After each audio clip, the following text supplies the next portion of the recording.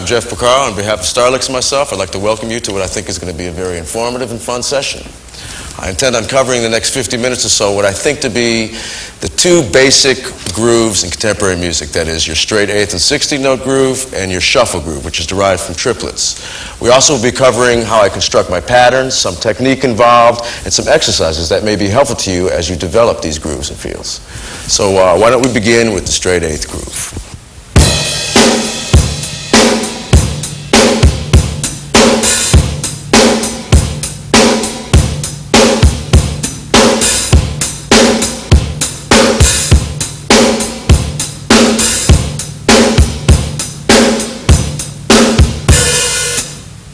Now, when I come up with a pattern for a new song that I've heard for the first time, I pay close attention to the bass part, any vocal that's there, meaning really paying attention to the phrasing of the vocalist, and that pretty much will dictate the time and the groove.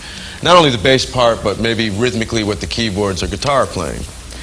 To give you an example of this, when I did the Steely Dan tune FM, it was kind of a groove basically that went like this. Boom, boom, boom, boom. Boom, boom, boom, boom, boom, boom, boom. So when I first heard that, the first thing I did was to play 16ths on the hi-hat, and it was something like this.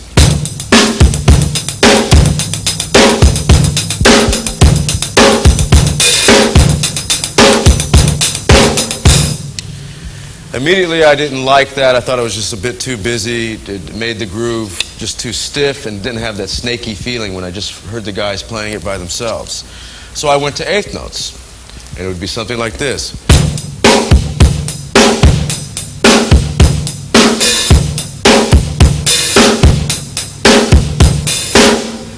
Now, coming up with that pattern, I want to point out that it's important. When I played just the 8th notes on the hi-hat, it wasn't like I just played them the same dynamic, real stiff. I put kind of an inner lope to it. Its own inner dynamic, up and down. And that helped with the groove. That's basically what I do when I'm listening to most patterns, is think of all avenues, whether it be 16ths, some 16ths and 8ths, or 8th notes, and then play with the inner balance, the inner dynamic of those within the bar. In keeping with the topic of the hi-hat and the dynamics within the beat, I like to practice little hi-hat exercises. That is, playing 8th notes, adding in 16th notes, and different variations of accents and dynamics. For instance, 1 and 2 and 3 and 4 and 1 and 2 and 3 and 4. Now accent quarter notes, half notes,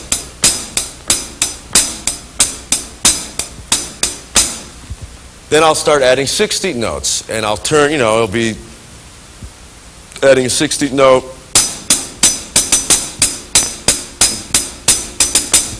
or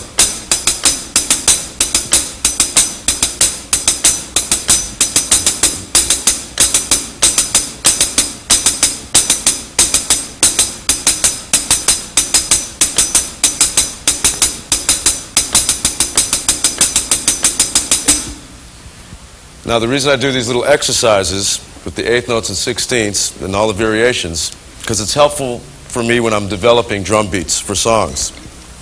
And I like to practice, for instance, playing 1 and 3 on the bass drum, 2 and 4 on the snare drum, and finding out what these different figures, the different places I put 16th notes or 8th notes, does to the lope or the feel. For instance,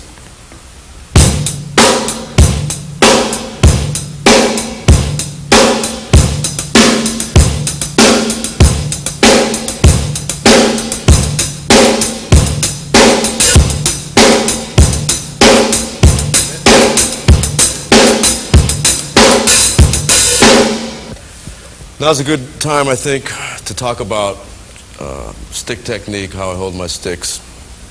I use a match grip, and I hold it with the fulcrum between the first joint and my index finger, the top joint, and the meat of my thumb here.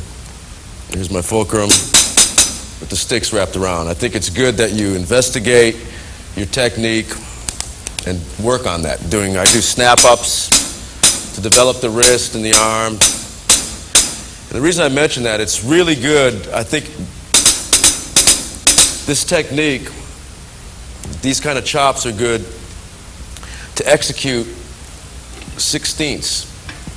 Now, there's two ways to play sixteenths, and it depends on the tempo, but there's the hand-to-hand method, the alternate groove, alternating stroke method of doing sixteenths. 1 E and a 2 E and a 3 E and a 4 E and a.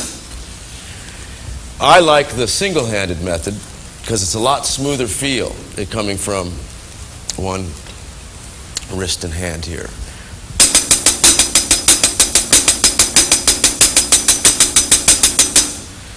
The reason I say so, the more you develop it, it helps with the execution of sixteenths and up-tempo things. For instance, a Mike McDonald record I keep forgetting. I tried doing the alternating stroke method of doing sixteenths, and it sounded just too stiff and staccato for me. To give you an example.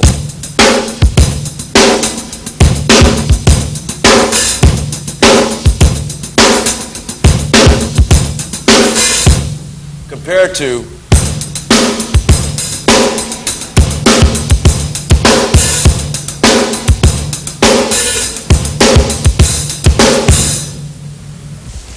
let's continue with these 16th note patterns. We'll keep 16th notes going on our right hand, but this time let's develop the bass drum. Try different patterns on your bass drum, and once you come with a couple that you feel comfortable with, make 2-bar phrases out of these patterns and rehearse those several times. I'll give you a couple examples.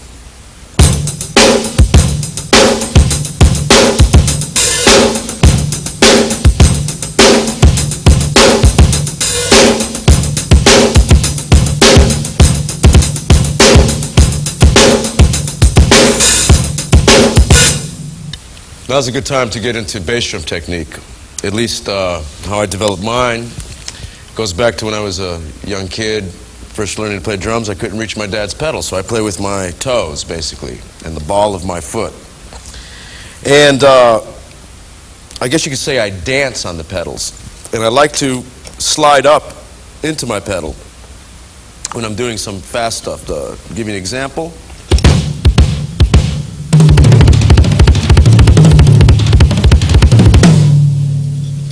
As you can see, I slide.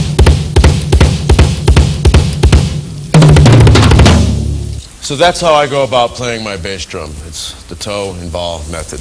Now, if we can continue with the 16th notes, I want to get into one of my favorite grooves, and that's a samba type feeling, or variations of a samba feeling. Samba feeling being this.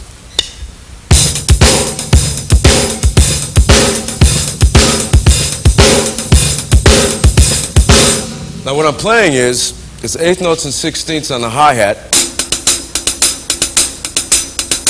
and I'm opening the hi-hat on quarter notes and closing them on the 8th notes. 1 and 2 and 3 and 4 and 1 and 2 and 3 and 4 and.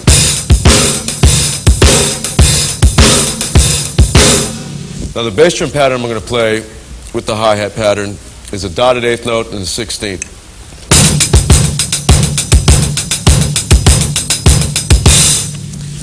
Combining the two with the backbeats on 2 and 4, you have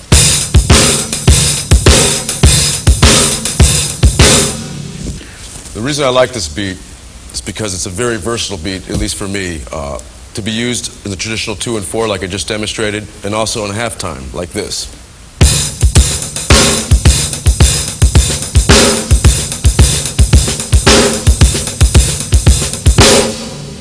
Now that we've gone over the 8th note and 16th note grooves, especially the latter with the samba feel, I'd like to demonstrate on a variation of a Toto tune from the last album how I came up with the beat.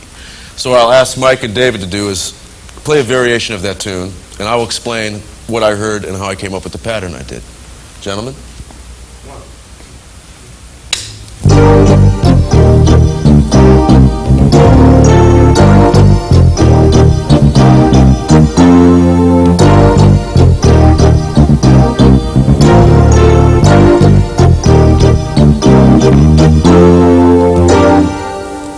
So now the obvious beat that you may think of coming up with that would be the traditional backbeat on 2 and 4, for example. 1, 2, 3.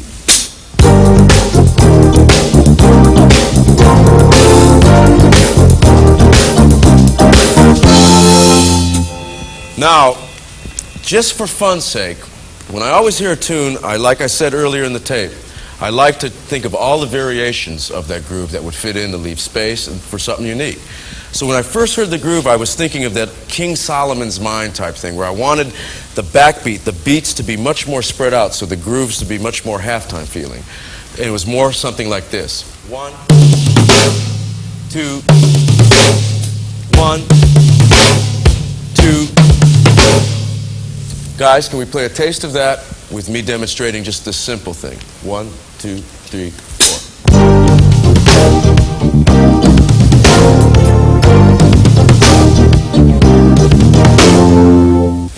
Now that I've established the groove of the song, it being the halftime groove with the tom-toms leading me into the third beat, it's time to fill out the rest of the bar.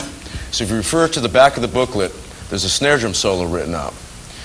And within that snare drum solo, you'll notice there's a paradiddle starting on the second beat and a paradiddle-diddle starting on the and of 3.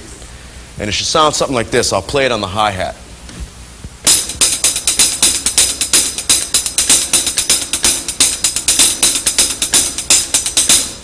Now notice how I'm accenting on 1 and 3, the third beat being the snare drum, and there's a little ghost note. So you notice now when I just did that exercise, I really was laying the accents on 1 and 3. The third accent will land on the snare, and there'll be a ghost note, a 16-note ghost note, right after that third beat on the snare. Now what I'll do is, after you get comfortable with the exercise, bring it over to the drums and orchestrate that pattern on the toms, the rim, cymbals, whatever. And it should sound something like this. 1, 2, 3.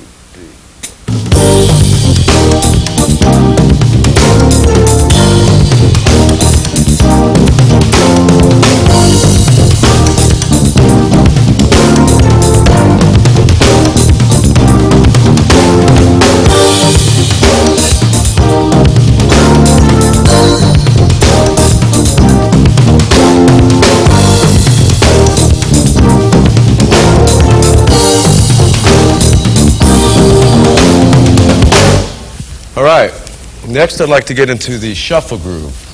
That is the groove derived from triplets. And what I'd like to start off with, we'll start with our 8th note triplet groove.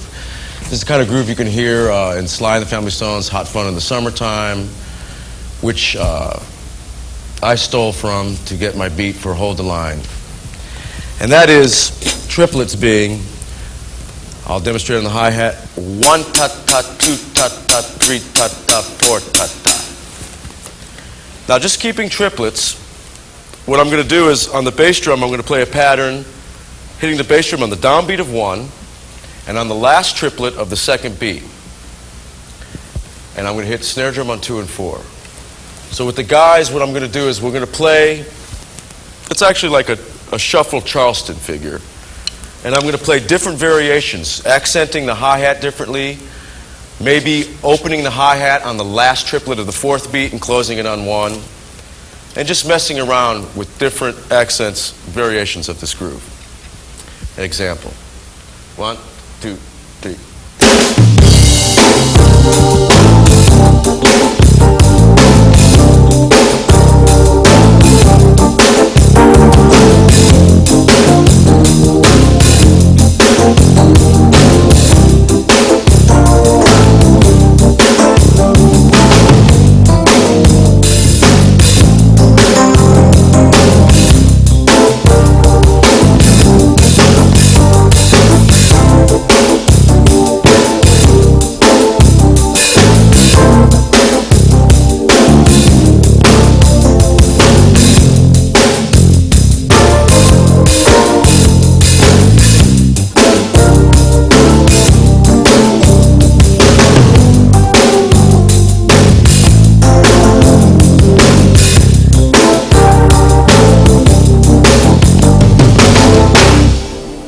All right, next we're going to get into the shuffle groove. And that is the first and last note of the triplet on the first beat, the first and last note of the triplet on the second, the first and last note of the triplet on the third, and the first and last note of the triplet on the fourth. Something like this. 1 ta ta, 2 ta ta, 3 ta ta, 4 ta ta. 1, 2, 3, 4. I'm going to play backbeats on the snare drum on 2 and 4, and the bass drum I'm going to play the first and last note of the triplet on the first beat, and the last note of the triplet on the second beat. The first and last triplet of the third beat, and the last note of the triplet on the fourth beat. Something like this.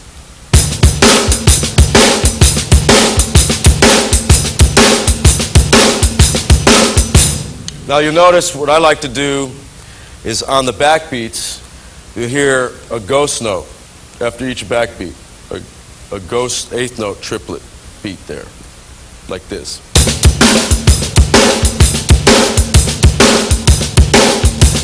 Now this is the kind of beat and the variations of this beat that I used on like Lido Shuffle and Black Friday and whatnot. So maybe we can play a taste of a little up-tempo shuffle groove for you here. 1, 2, 1, 2, 3.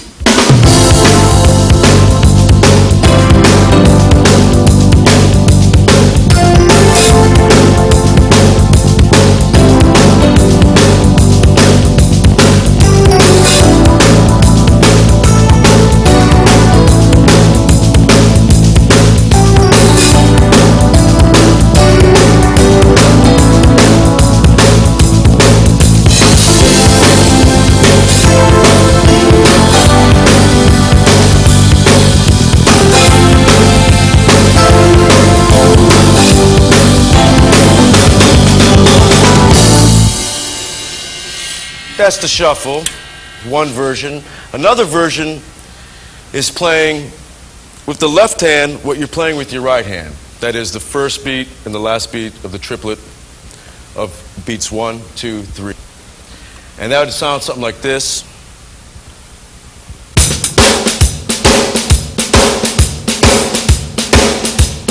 Now you'll notice I'm not making the accents, the beats even in dynamics with the left hand, because I want the 2 and 4 to land real nice, sounding like this again.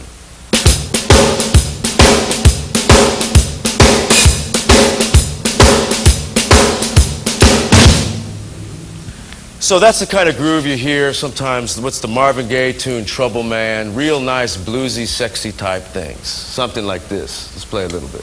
1, 2, 3.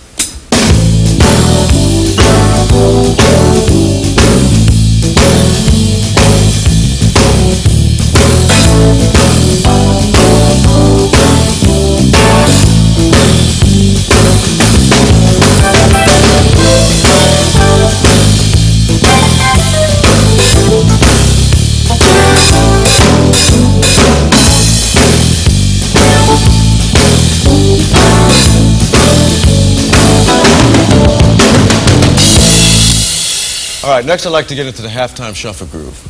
This groove is one of my favorites.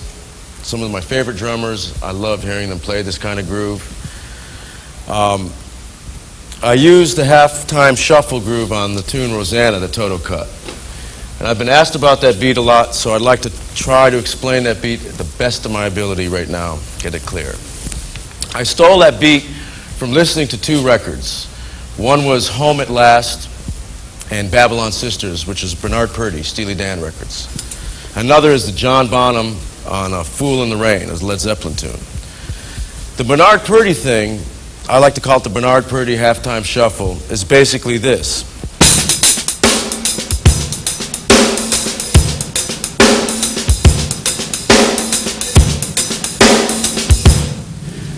The John Bonham beat that I copied from Fool in the Rain was something like this.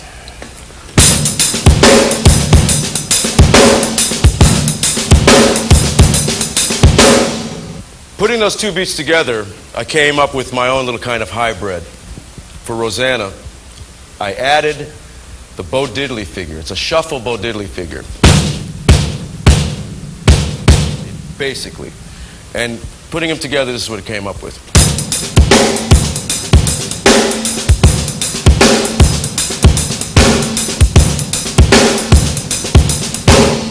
right, let me break this beat down for you.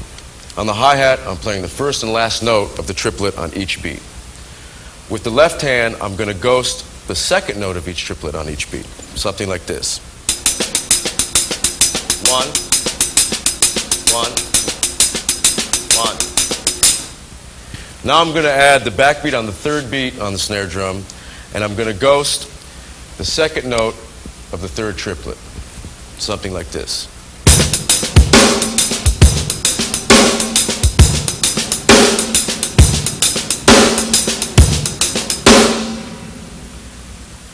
Now I'm going to add the Bo Diddley shuffle bass drum figure. 1.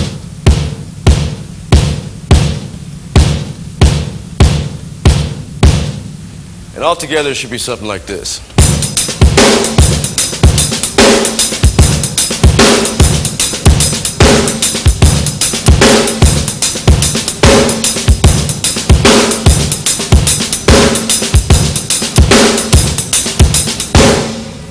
That's the basic groove. Now you can do things like play quarter notes on the hi-hat like Bernard do to get a different kind of lope out of it. And that would sound like this.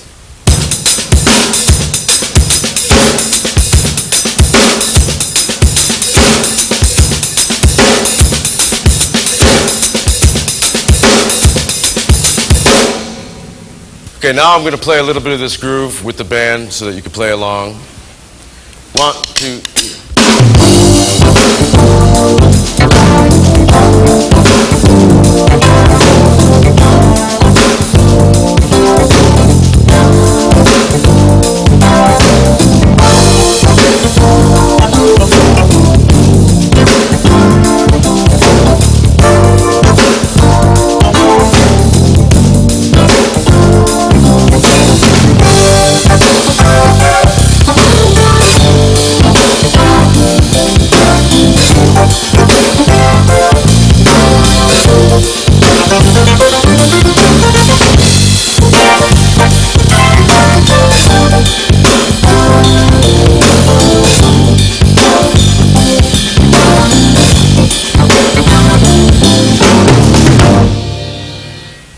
Okay, and another shuffle groove that I like to play is one that for me comes from the jazz cymbal beat, which is the 1 ta ta 2 ta ta 3 ta ta 4 ta ta 1 ta ta 2 ta ta 3 ta ta 4 ta ta 1 ta ta 2 ta ta 3 ta ta 4. Now, I would recommend listening to some jazz albums and playing along just with your right hand.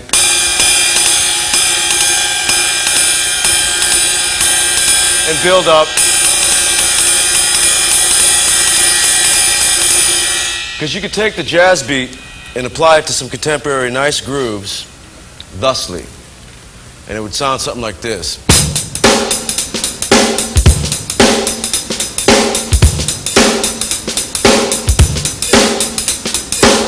And you can mess with the hi-hat.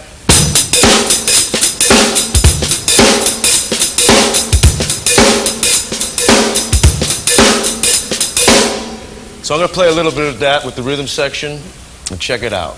1, 2, 3.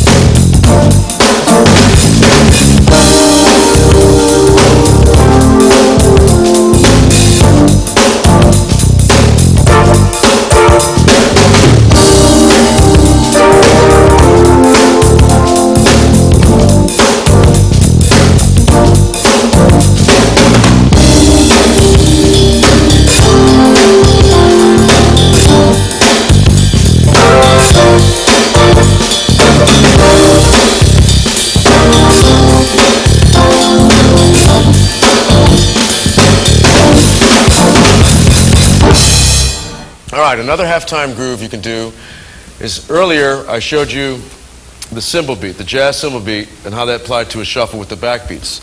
We'll do the same beat with the hi-hat, except now put the snare drum on the third beat. something like this.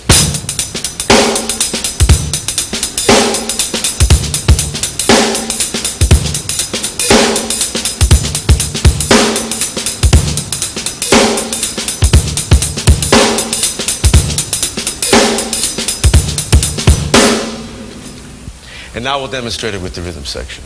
1, 2, 3.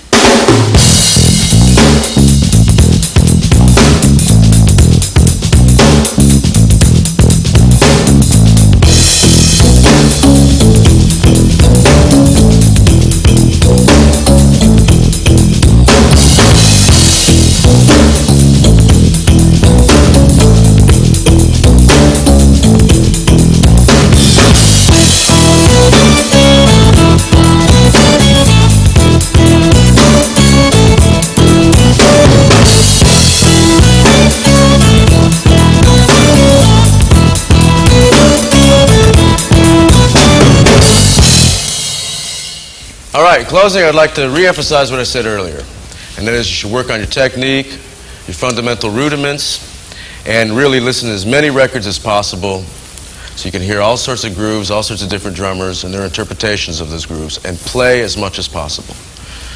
I would also like to thank Richie Honori and Joe Porcaro for their technical assistance, Bill Schnee for engineering, and Mike Porcaro and David Garfield for being in the rhythm section. And we'd like to close with a Garfield composition called Creature's Stomp.